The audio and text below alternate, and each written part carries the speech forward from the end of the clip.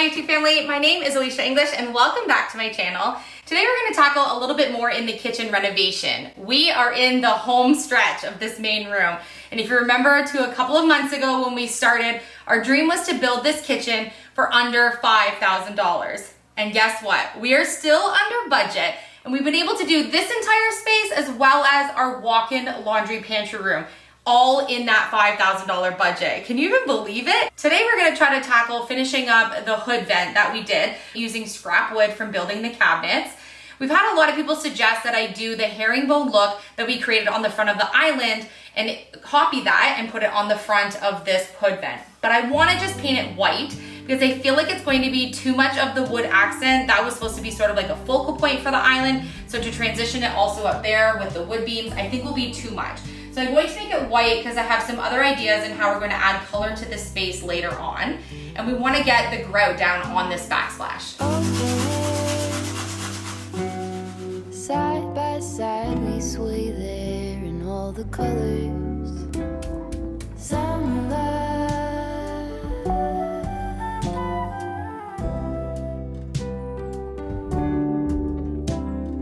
Lonesome dove. Folded on the lawn chair in all the colors. Summer love.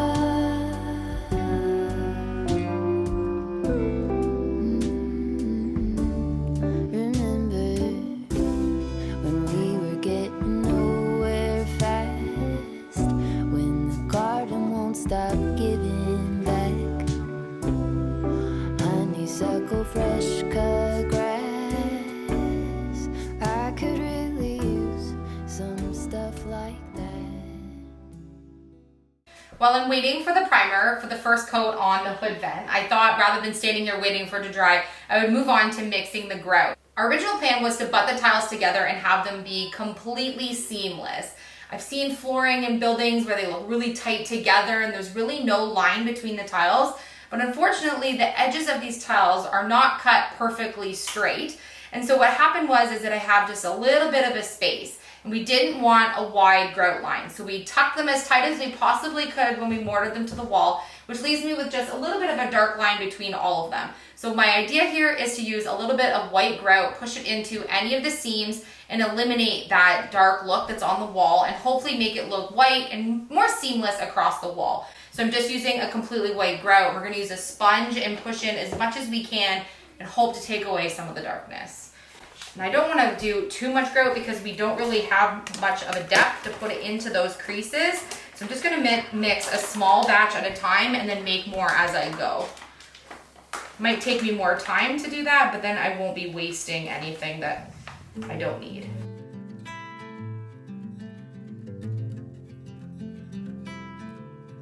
Baking spatula for the win. Is that the one you used to make crepes this morning? Not the one I used to make crepes this morning. Close your eyes, hear the voice within, calling. Every look got under your skin. I have to mix for 4 or 5 minutes and then we can start putting it on the wall. You got the white knuckles holding on it tight, keeping your feelings bottled up inside. Heading for collision in the night. To really live, you gotta die. Breathe in, breathe out. Hey, come alive. Breathe in, breathe out. Look at the colors.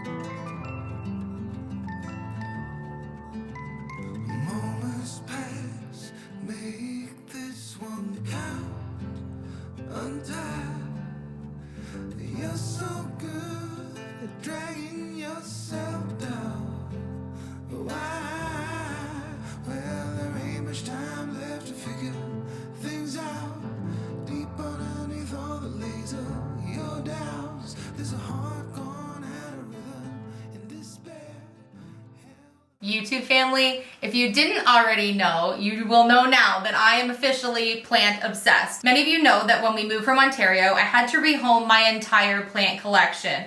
Ooh, it was a sad day, but they went to friends and family and I knew they were going to be well taken care of, but unfortunately, because our house that we purchased here had no heat in it, I knew that none of them would survive. And now we've been here officially for just over a year and our house has a heating system. We have a little bit of more organization going on and some of our rooms are coming together in this late 1800s abandoned home that we're renovating. And it was finally time to start adding some plants to our space. Yay! It was finally time. That day really couldn't have come soon enough. But we started to get some new acquisitions around the house and we are absolutely obsessed with every new little tiny growth and extension on our new plants that have come into our spaces. The boys have them in their rooms. Philip and I are finding some new ones that we want to add into some other spaces in the house as we finish these rooms, and it's just really an exciting time. So I want to show you a few new ones that I got just about 2 weeks ago. They were ones on my dream list of plants to get, and a new one that I found online that I just couldn't wait to source out and be able to have in our home. So we're going to show you those today. And they're doing amazing after 2 weeks of being in the house. About 3 weeks ago, I was online and I happened to see that a greenhouse back in Ontario had a new plant that they had waited 2 whole years to come into stock, and a plant that they had actually never been able to get in before. The price tag was insane. I mean, like over $1,000 for a plant. Insane for just a small cutting. Sadly, I was like, oh wow, I need that plant. But of course, you know that I'm pretty thrifty and there's no way that I would spend over $1,000 for a plant. Or would I? But no, I didn't for this one. But I had to find this plant, and so I started doing some research. And I mentioned on videos prior that coming to Nova Scotia, we have had a much harder time finding plants than we did when we were back in Ontario. Just further to drive, as you know, we have to drive so far when we want to go somewhere, and just learning where some of our favorite little plant shops are going to be.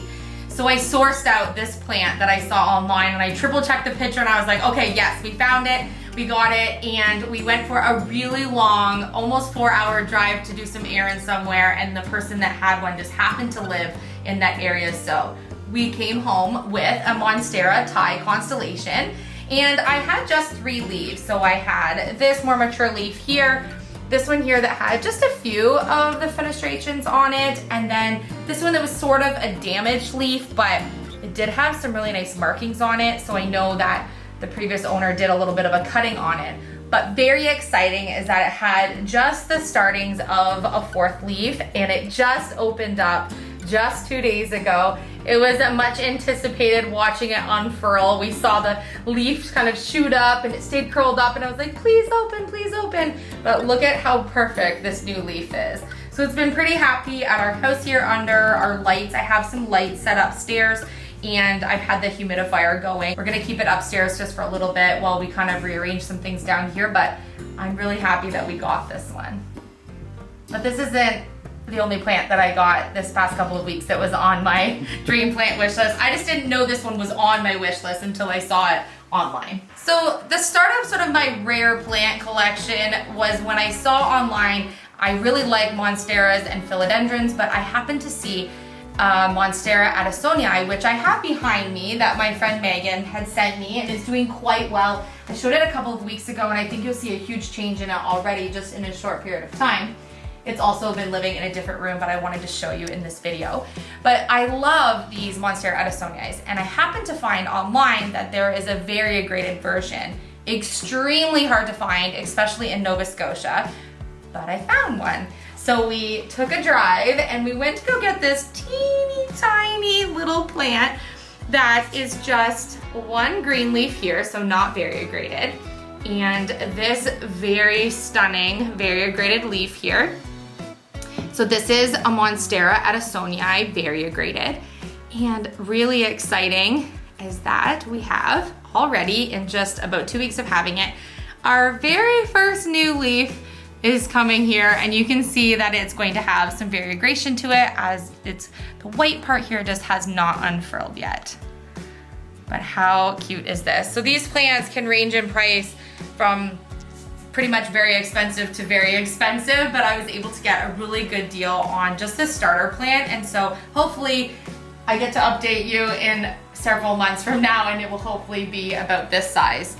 So these plants really like to have a little bit of a trellis, and so today I'm going to create a trellis to be able to start guiding this up, because we want all the energy to go into producing the leaves and growing, not trying to support itself by trailing down the pot.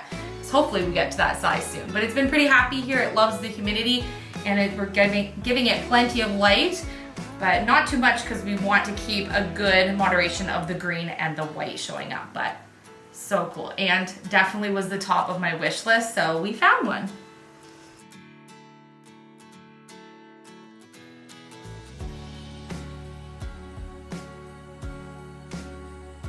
Okay, so another new plant to come into the house this past couple of weeks was this philodendron pink princess.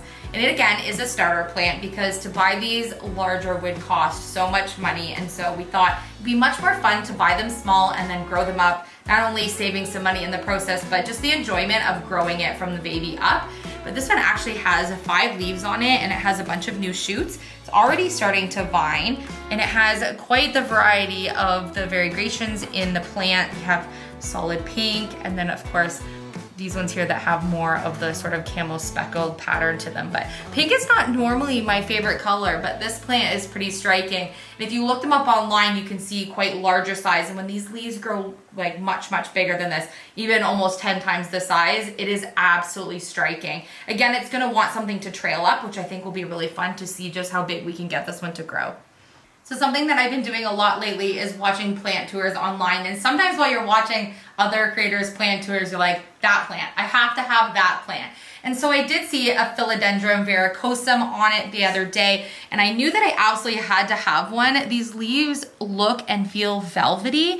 This one's actually a philodendron verrucosum fantasy, which is a slightly different variety, but these look amazing when the leaves get huge. The heart shape kind of look to them is just striking as they get bigger, and again, it's gonna keep kind of trailing and need something to kind of support itself. But I purchased it just with these 2 leaves, and I have a new little baby starting right here in the center, so I can't wait to see what this leaf is going to look like. I also love the underside portions of the leaves here. You can see it has that red underneath, so it's quite a striking plant, and it has these really furry little lines that kind of go up the stalks here, which I think is really neat to have the texture, especially with the velvet on the leaves.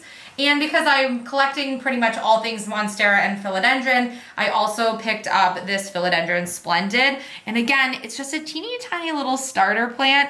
So I know that right now it's quite dainty, but as these leaves grow, this is going to be an incredibly striking plant. It also has that really neat texture to it where it almost looks velvety to the touch, which is really neat. We've had so many questions asking while we were completing the backsplash accent wall in the kitchen, why we were going all the way across the wall with the tiles, why did we go behind the cabinets, and why did we not do the wall to the right where the wood stove is going to be for fire safety, as well as underneath where the wood stove is going to go. So when we started the kitchen about 4 months ago, I was able to get an incredible deal by luck on the tiles for the 1 foot by 2 foot tiles that we bought. I got them for less than $1 per tile. What a savings on something that was going to cost us up to close to probably $1,000 just to do the backsplash. And as you know, we were going to go with the under $5,000 doing the whole kitchen renovation. So that just was not feasible for the project. So luckily I was able to get, I think, 8 boxes of tiles for 8 tiles each box for about under $8 per case. Amazing. And so I was so excited to come home. Unfortunately, while we were just doing the back wall, we discovered that the square footage that was on the outside of the box was not accurate, which left us short the amount of tiles that we would need for the side wall and underneath the wood stove. Basically about 3.5 boxes worth of tile incorrect in the overall square footage of how much we needed. So that is not obviously ideal when you're working on a project. Not only did we want to just do all the mortaring and everything of the install all at one time, but now it's left us with the predicament of what are we going to do on that sidewall and underneath. So our options are to source out tiles that look very similar. Fingers crossed, possibly we could find somewhere that's carrying the same tiles that we already used. And they were originally on clearance because they were being discontinued. So in my head, I'm thinking, what are the chances that we're going to be able to find any? We're just kind of trying to look at what our options are now at this point. We knew we had enough square footage based on the boxes to do the entire wall, the sidewall, and underneath the wood stove. The reason we did it completely behind the cabinets because I thought since we got such a good deal on the actual tiles that we would do the entire wall. That way, if years down the road we wanted to reconfigure the kitchen or do a renovation on the kitchen, there would already be tiles along the entire back wall rather than doing around the outside perimeter parts of the cabinets, leaving then open holes or mismatched tile because that would likely stay on the wall since the wood stove would still be there. And so that was our idea, and since we got the tiles for such a good price, I thought that was really honestly what made sense, just to do it all the way from floor to ceiling and work our way around. But once we got to the end of the sidewall and we didn't have enough tiles because of the inaccurate square footage, we were like, oh no, now what? So fingers crossed, today we're gonna work on trying to find a solution to that problem.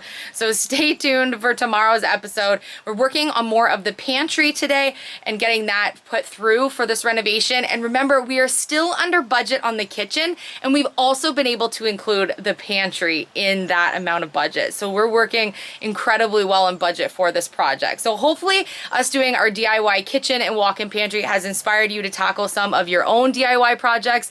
Not only to save budget, but it has been so rewarding to be able to build this on my own. And every time I walk in, I'm like, oh my gosh, we built this. Like, this is a project that we have done, taught ourselves how to do it and put it all together, and it's turning out even better than I imagined that it would. So thank you so much for cheering me on.